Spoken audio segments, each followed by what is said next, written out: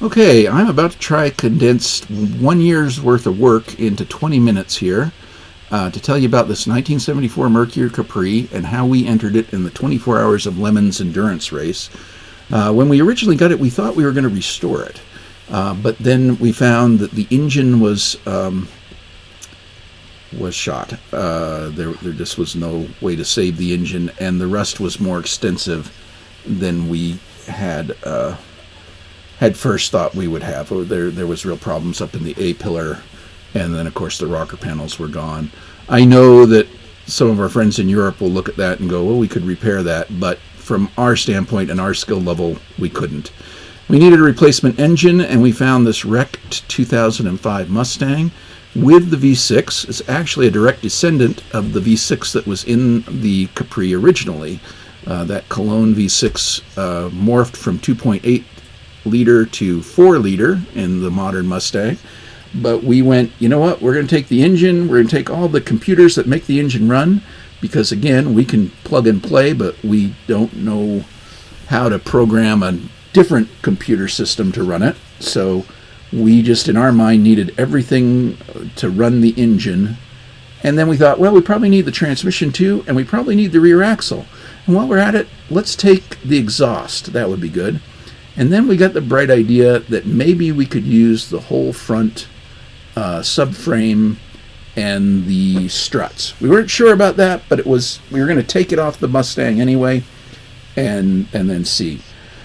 Now, the wiring harness ended up being way more complicated than I thought it was going to be. I thought I was just going to be able to unplug something at the firewall and have what I needed and maybe take stuff out of the dash.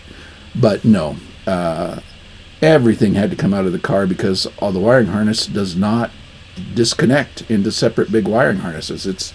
Separate wiring harnesses. It's one big wiring harness with a few separate sub ones up front. But we ended up needing to take all of this out of the car. And the pedal assembly, of course, we would be able to use that. If we could make the brake assembly fit, it would really be nice to have anti-lock brakes. Considering the 6 of us who planned to race this car had no racing experience, and so we thought any advantage we could give ourselves, anti-lock brakes, would be good. So we got the harness out, we got the exhaust out, we got the rear axle out, and we're lucky the shock absorbers were exactly the same length between the 74 Capri and the 2005 Mustang. And here's that front subassembly with the struts.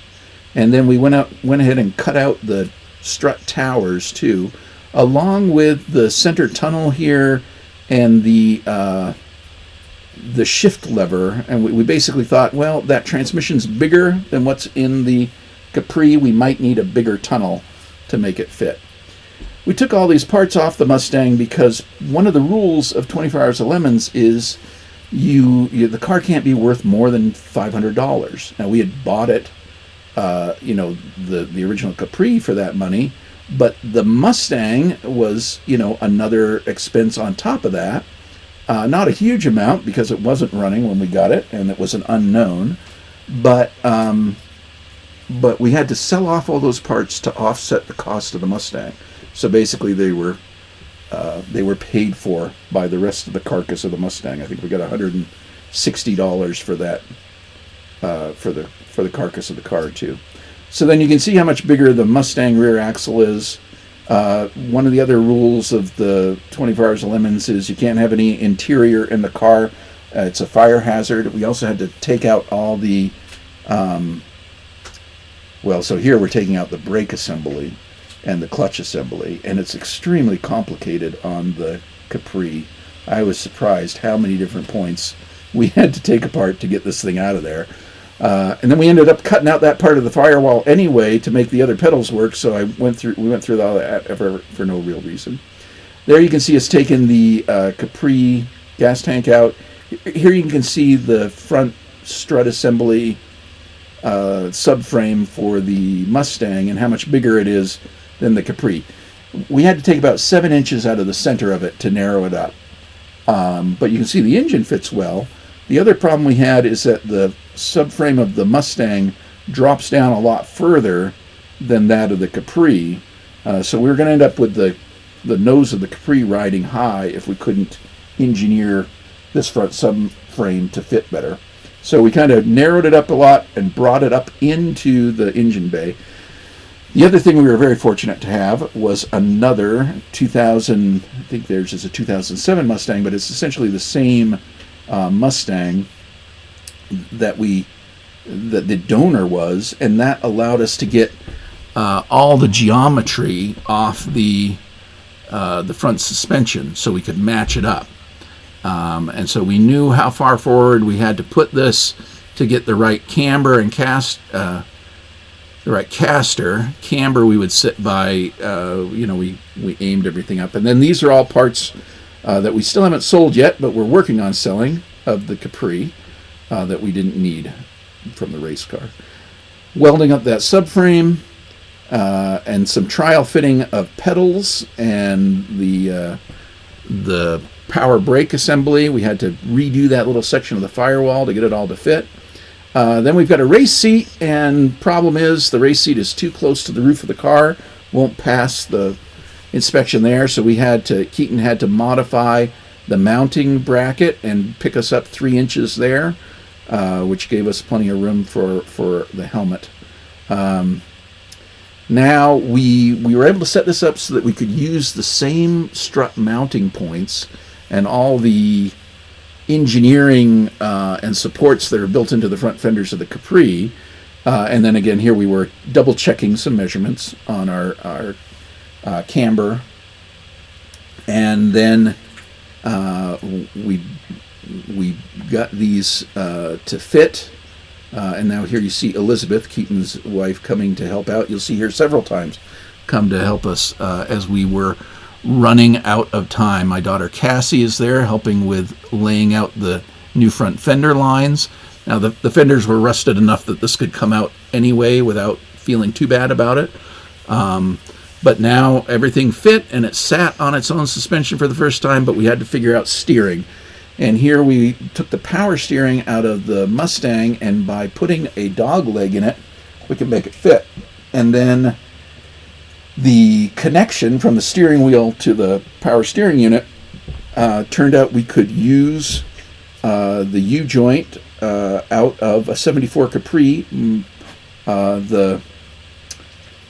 That universal joint in there actually was still the same size. Ford never bothered to change their steering things over the years, and so it was very simple to do that. Now here we had to create a new bracket, an extra bracket to mount that power steering unit, so we had to take the whole subassembly back out while we welded up that that bracket, then put everything back together again.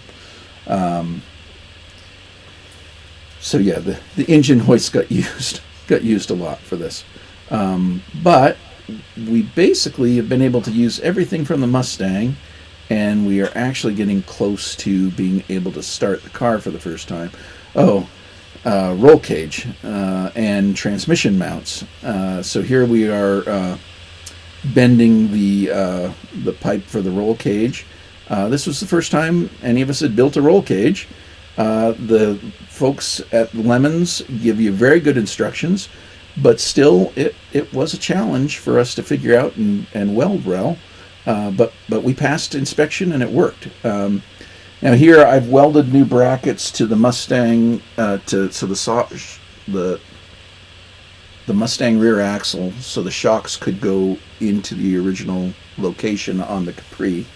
And here we're getting some of the front wiring harness put together, getting the engine hooked up, and then we've got to open up a little bit to make room for the radiator and make room for the anti-lock brake system. I'm working on that. Keaton is working on roll cage, and I'm helping where I can on the roll cage. But Keaton did most of the welding on that. And we've got this fuel cell that we're going to use. Lemons does not count the cost of the safety equipment: roll cage, race seat, harnesses, fuel system, brakes, tires. does not count against your $500 limit. So and it's required. You got to have all the safety equipment and a fire suppression system. Woo! Yeah!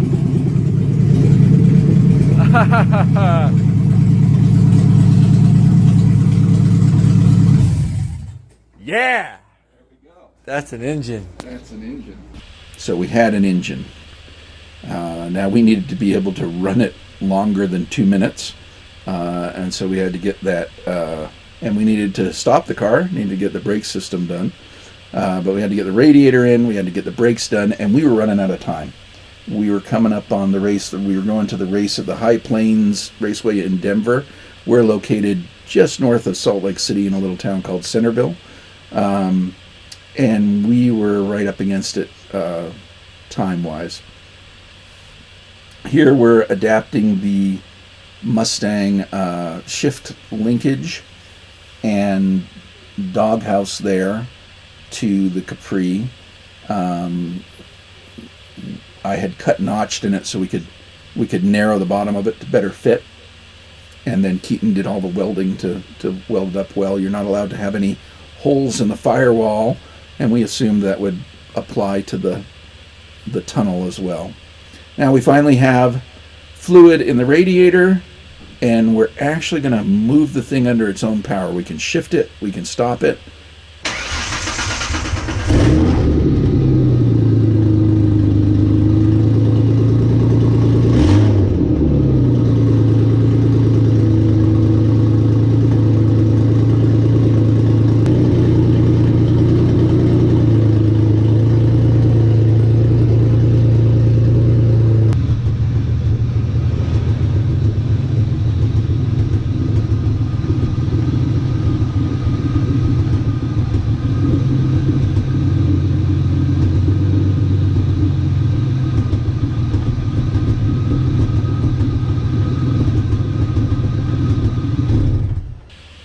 Okay, so what I edited out of there was we had a leaking thermostat. It's a plastic thermostat on that, and we also had the car very unhappy about several things, like not having doors, not having some of its like bumper sensors and things like that. So all that had to be programmed out. Keaton was able to do that, talk to the computer, and get that undone. The other thing we had, though, was a ticking noise. When we opened up the valve cover, we had a broken bolt on the tensioning chain there on that cam on the passenger side. We also had an oil leak that was significant enough that we decided to pull the transmission and redo the rear main seal. And that broken bolt, we were very fortunate. It came out without stripping anything. We were able to put a replacement in, and we were back in line. We did all this part, though. We took that engine out the weekend before we were supposed to be at the race, so less than a week, and we still haven't really driven this car anyplace. We've backed it out of the garage and pulled it back in when we found a leak in the thermostat. So the thermostat's been replaced, and now we've got to get the engine in, back in. With the rear main seal's been replaced and the tensioner's been fixed, and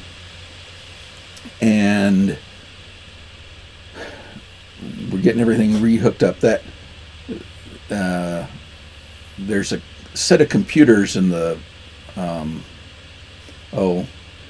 here we're doing an alignment. This is basically using the string method for alignment, but we're using lasers. You can't really see them well in these pictures, but Elizabeth and I did the alignment while Keaton will continue to work on other systems to have the car rid of that.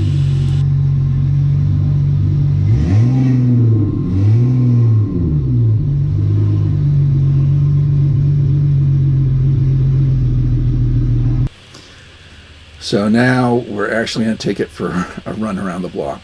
Now, it's not registered for the street, so Keaton told me I should go. I think said I deserved the honor. I think he just knew that I had more points on my license. But we had a chase car, and we had a car out ahead, and we did just go for about 2 miles. It ran fine up to 50 miles an hour. It's about the fastest we could go with it. And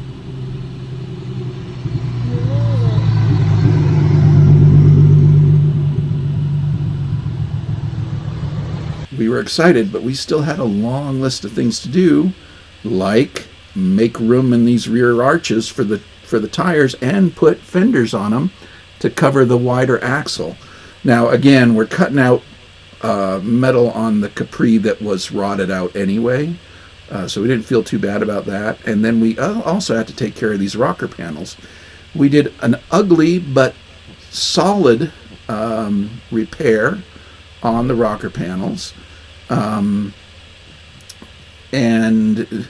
we did one side on the lift and the other side off the lift because of the twist in the car, to take the twist out of the car, let's put it that way. So now both doors open and shut. We pinned the hood. The hood is up because there's a piece of pollution control that we weren't able to delete off the top of the engine. In 24 hours limits.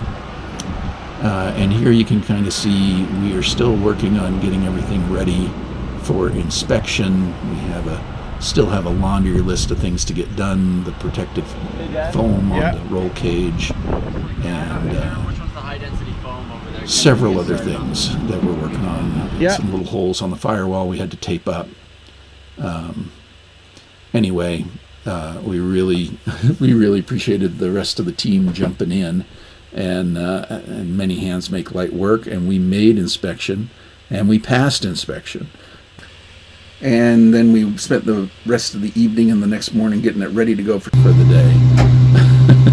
An untried car. We had driven this car around the block. We had worked on things through the night on the front suspension to try and make sure that it would hold up. Do some additional strengthening there. And now we were finally ready. So we took off in the wet. We made it one lap, and that straw that we'd put in as part of the Capri Sun theme fell off, and so we had to bring it back. And we brought the car back in so we didn't get flagged for dropping stuff on the racetracks, and took that off. And then we just started turning laps. We were not the fastest car. We were, in fact, one of the slowest cars, except on the back straight. We were actually pretty good there. So we would fuel back at our pits. It leaned. We didn't have a chance to do any of the suspension sway bars, and we had to do lights. But they actually worked really well. And once we got the wiring sorted out, you can see that the car could light its own way, and you also can see us catch back up here. That car passed us in the corner. The thing swayed a lot. We had no sway bars on.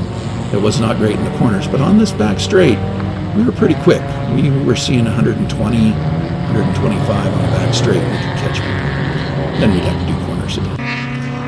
Anyway, we made it through the night, and the morning found us still going. And things drying out a little. So this was a relief, and we were just so excited. But then we had to weld up the exhaust again.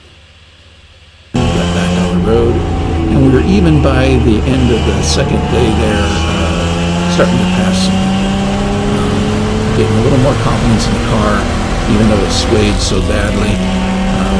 Got to know when it would stop swaying, and kind of when you could get through a corner with it. It continued to run well.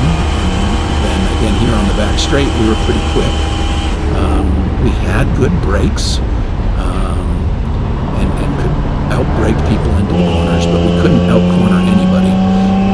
So we're going to be working on suspension for the next round. But this is the next day, and we're still going, and we're passing a few people. We just really were just so pleased with the car. There were 6 drivers, and we'd all take about an hour shift each. None of us had any experience race car driving. And so that was another part of the reason we were really slow. But it was a wonderful experience, and we just had so much fun doing it. And the car really was, it worked really well. And we're looking forward to running it again. Here you can see we're hunting down another, I think it's a VW Golf. So that's kind of our speed, what we could pass would be a VW Golf. But there were a few overtakes here, and it also depended a lot on the driver. Some of our drivers, like my son Keaton and my good friend Clain Udy, were much better at this than I was, and some of the others at least were more cautious. But we were able to pass cars, and the car went the full 24 hours, and didn't take the checkered flag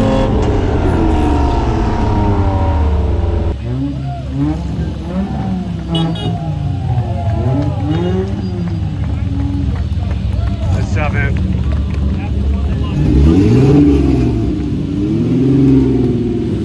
So we were not the quickest car by any means, but the car held together, and we made it, and we got Organizer's Choice Award for, I think, having the oldest car there.